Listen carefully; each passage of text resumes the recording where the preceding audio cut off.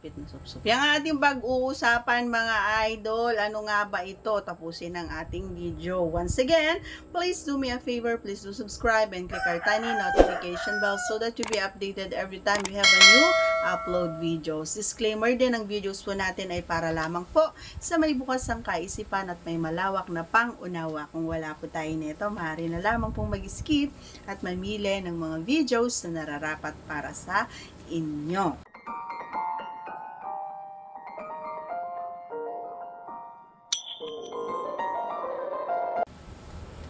Okay, so ano nga ba yung sinasabi ko dito sa may yan.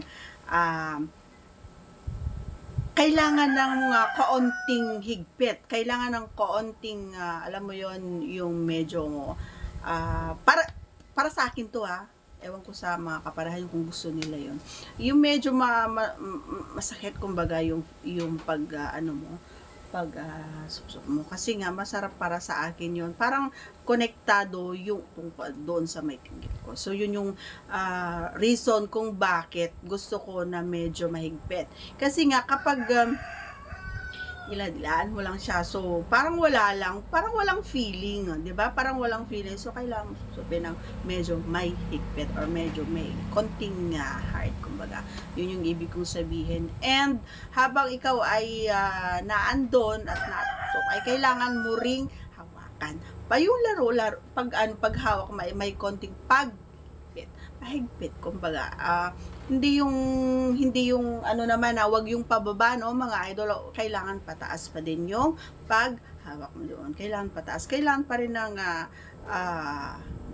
alagaan.